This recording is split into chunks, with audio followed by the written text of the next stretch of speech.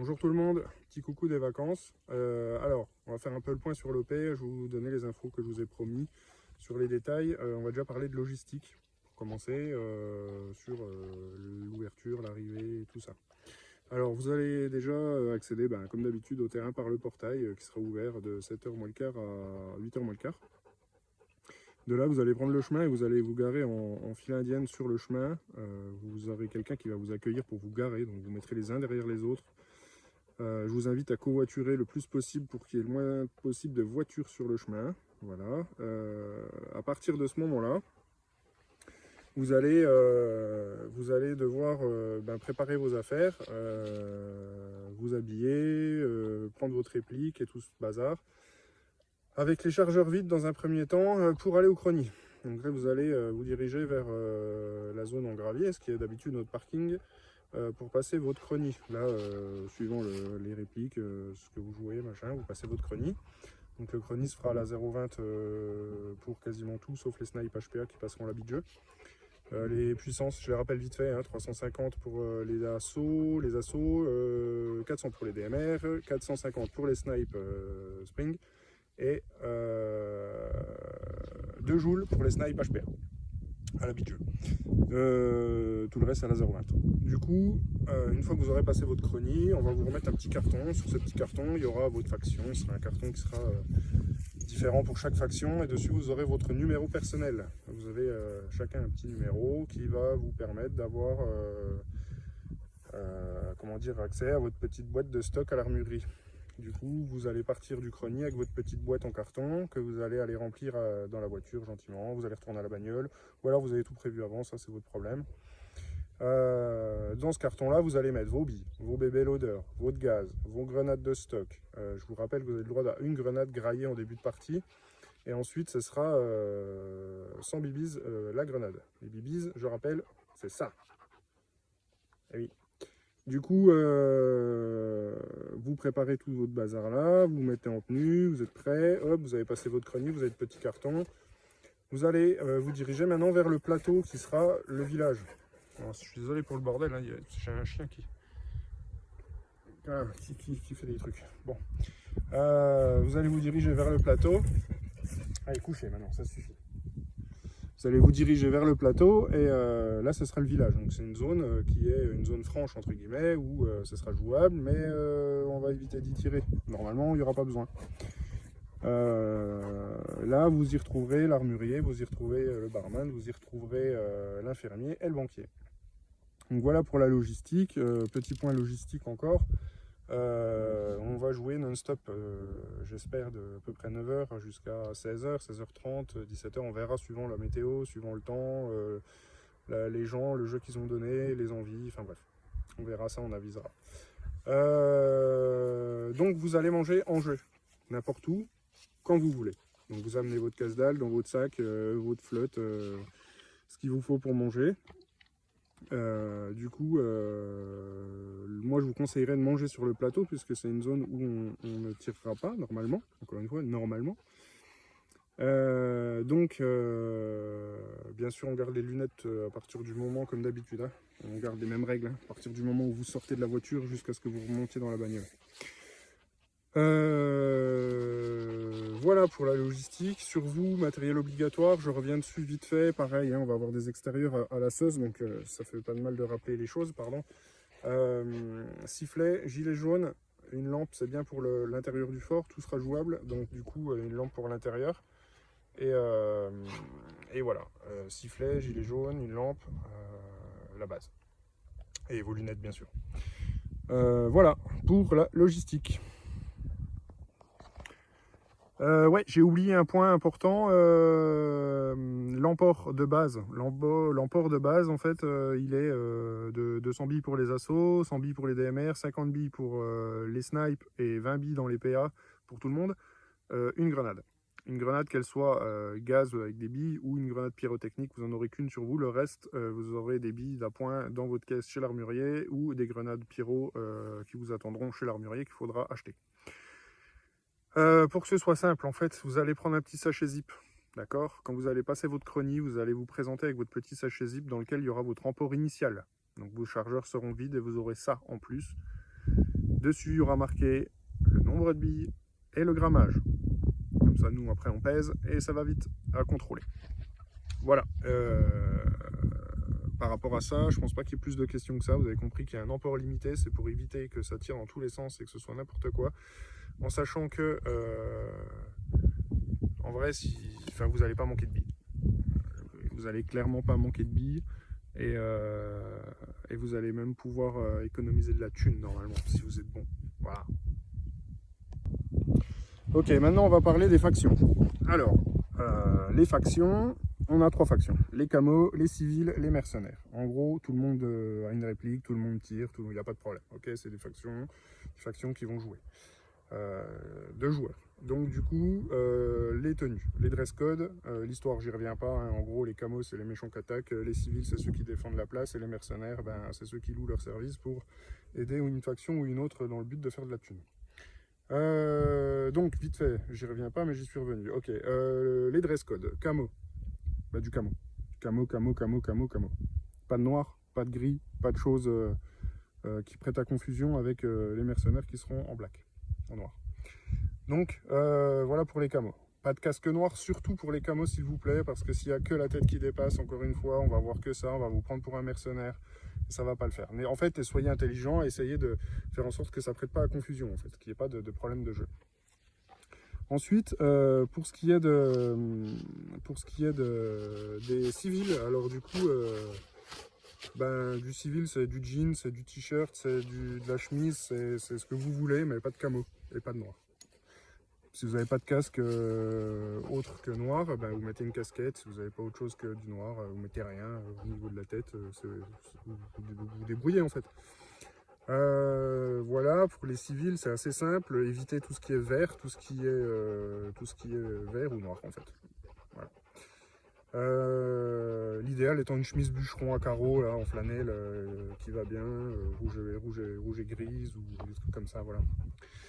Pour les mercenaires, du coup, du noir à fond, là, on va tolérer les porte-plaques de couleur, les porte-plaques tan, coyote, vert, voilà, ça, bien sûr, on va pas vous demander de racheter un porte-plaque dédié, une tenue pour une journée, enfin, bien sûr, voilà.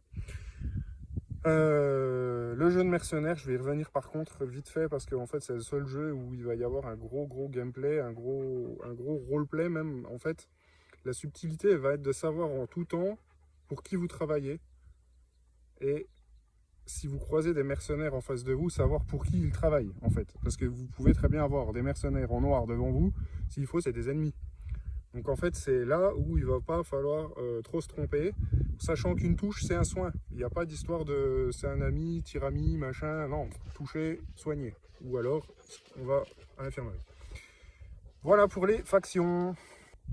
Ok, on a fait les factions, on a fait l'arrivée sur le terrain, maintenant on va parler un peu du gameplay et du coup de votre emport. Le gameplay il est facile en fait, l'idée c'est de faire de la thune. Donc je vous rappelle, les BBs, c'est ça. L'idée c'est que chaque faction en économise le plus et les dépose à la banque pour les protéger et la faction qui a le plus de BBs à la fin de la journée en fait gagne l'OP, simplement. Ces BBs là vous allez les collecter de plein de façons différentes. J'ai fait pour que tout le monde soit satisfait du gameplay, en tout cas je l'espère. J'ai fait pour qu'il y ait du contrôle de zone, j'ai fait pour qu'il y ait moyen de piller un adversaire qu'on vient d'éliminer. J'ai fait pour qu'il y ait des missions secondaires. Voilà, j'ai essayé d'amener un peu tout ce que j'ai croisé au fil des parties que j'ai vues, que j'ai aimé. Voilà, j'ai fait un petit condensé de ma petite expérience d'Airsofter pour vous donner une petite journée sympa, quoi.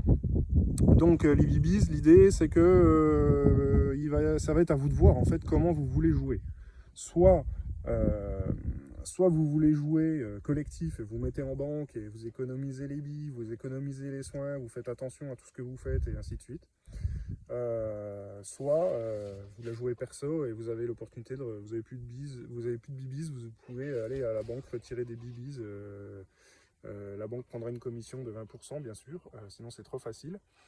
Mais en gros, voilà, vous avez plus de billes, ben vous allez pas à l'infirmerie c'est pas ça. Vous avez plus de billes, vous allez à l'armurerie, vous achèterez des billes, il y a un tarif de billes qui est noté dans le descriptif de l'OP. Pour ceux qui n'ont pas lu, prenez le temps de lire quand même. Vous avez plus de bandage, eh bien c'est pas votre problème, ça va être le problème du médic. Le médic, quand il aura plus de bandage, il va aller à l'infirmerie en acheter. Si vous êtes médic, petit point particulier sur le gameplay des médics, si vous êtes touché, vous n'êtes soignable que par un médic. Alors peu importe la faction, vous allez me dire, bah ouais, mais quel intérêt à un médic civil de soigner un médic camo? Eh ben, je sais pas, peut-être que vous avez de l'argent sur vous, peut-être que vous pouvez échanger un service contre de l'argent, peut-être, je sais pas. Enfin, voilà. Réfléchissez, soyez créatifs, le jeu est très libre.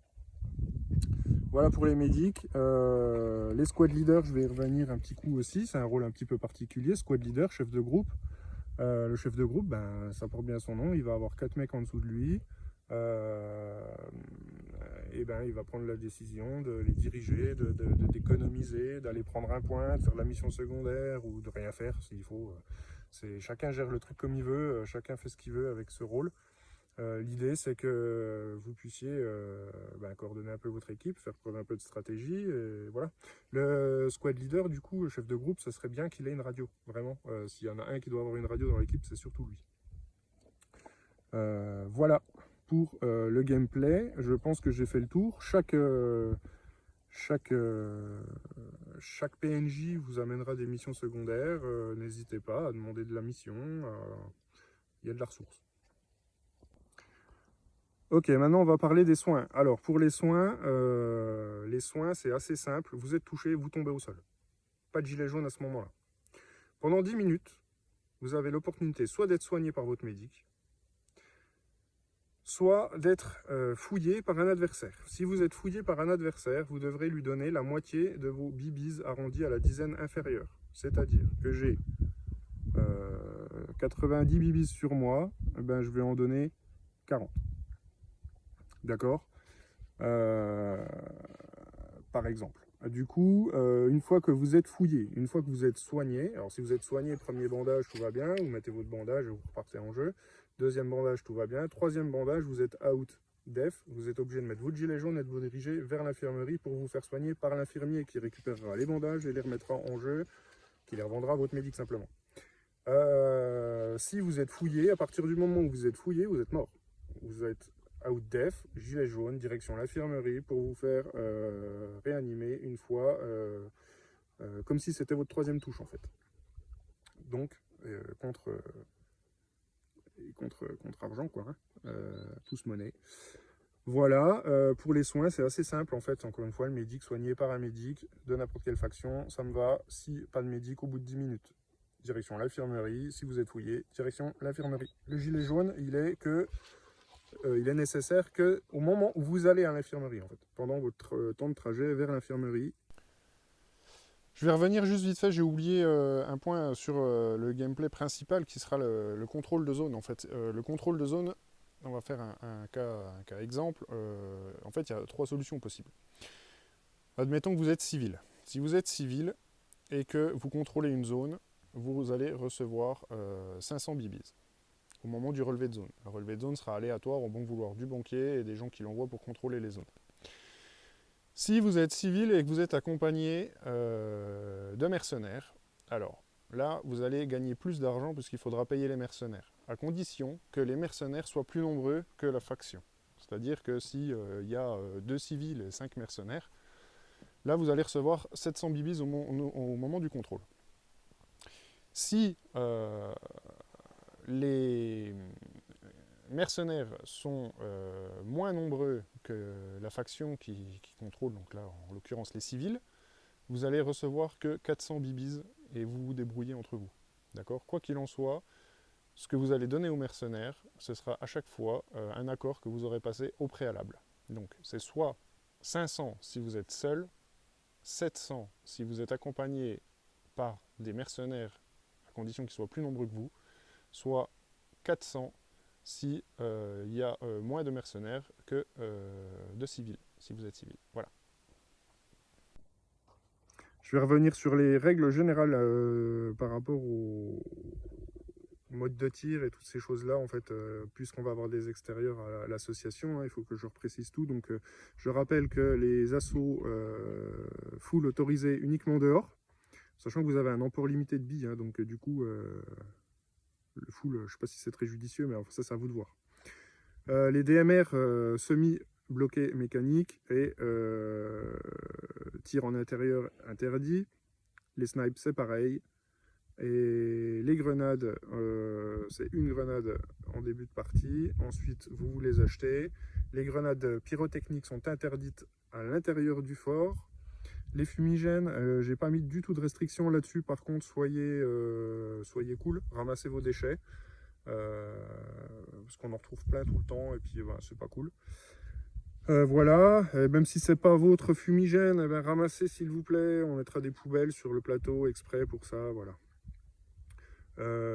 Par rapport à ça, voilà, les règles de sécurité de base, je rappelle, hein, on ne s'approche pas des précipices, il y a des douves, il y a des risques de chute, on se tient au moins à 2 mètres du bord. Au moins à 2 mètres du bord. Ouais, c'est ça, au moins. Pas à moins de 2 mètres. Ouais, on se tient pas à moins de 2 mètres du bord. Ça va être mieux ça. Voilà. Par rapport à ça, bon ben je vais pas revenir sur le fair play. Si, je vais revenir sur le fair play. Les gars, cette OP là, c'est une OP entre nous à la base. Il y aura quelques extérieurs.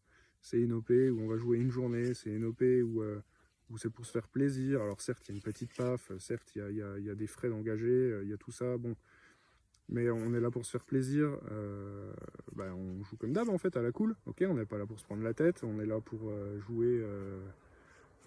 prendre du bon jeu, et puis s'il y a un problème, eh ben on est adulte, on discute calmement, sereinement, et voilà. Comme d'hab, quoi, j'ai envie de dire. Voilà, et ben merci beaucoup, je suis très content en tout cas de l'engouement qu'il y a vis-à-vis des inscriptions, et de tout ça, c'est parti très très vite, ça a du mal à boucler la fin, mais c'est normal en fait, il reste 15 places, on est à 3 semaines, c'est normal.